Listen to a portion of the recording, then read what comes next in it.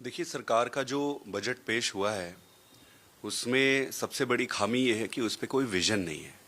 Vision नहीं है कहने का मतलब ये देखिए कि आप 10 साल से सरकार चला रहे हो, आपके पास एक रोड मैप होनी चाहिए कि भाई इन इन सेक्टर्स पे इन इन चीज़ों पे मुझे इम्प्रूव करना है। आपका रोड मैप कहाँ है? आपका विजन क्या है? आप अनएम्प्लॉयमेंट आज के टाइम पे सबसे बड़ा इशू है। 7.2% अनएम्प्लॉयमेंट से आज बढ़कर 9% अनएम्प्लॉयमेंट रेट हो गया है। सरकार ने एम्प्लॉयमेंट जनरेशन के लिए क्या स्टेप्स लिए और क्या, देखो छोटे छोटे कॉस्मेटिक सर्जरी से तो काम चलेगा नहीं।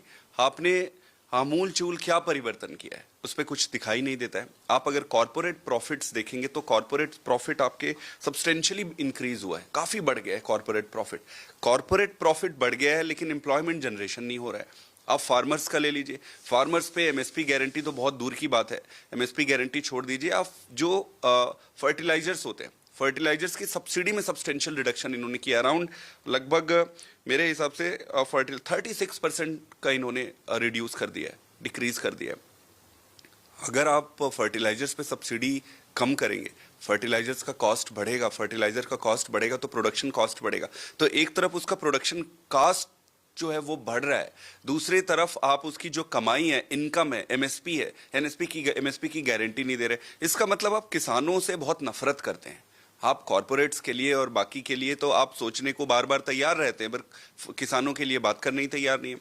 आप ले लीजिए एजुकेशन और हेल्थ में। एजुकेशन में दिल्ली का शेयर अगर आप देखेंगे बजट का तो 25% एजुकेशन पे जाता है दिल्ली में, और नेशनल कितना जाता है? नेशनल लेस देन 2% जो है आपका बजट है वो एजुकेशन पे जाता है। इसका मतलब आपको एजुकेशन से कोई लेना देना नहीं है। आप हेल्थ का ले लो, हेल्थ में दिल्ली में 14-15% बजट जो है दिल्ली का जो टोटल बजट का वो हेल्थ पे जाता है, और नेशनल क्या जाता है? Less than 1%।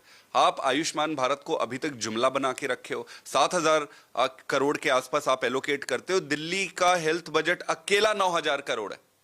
मतलब ना आपको हेल्थ से मतलब है, ना आपको एजुकेशन से मतलब है, ना आपको एम्प्लॉयमेंट से मतलब है, ना ही आपको किसान से मतलब है।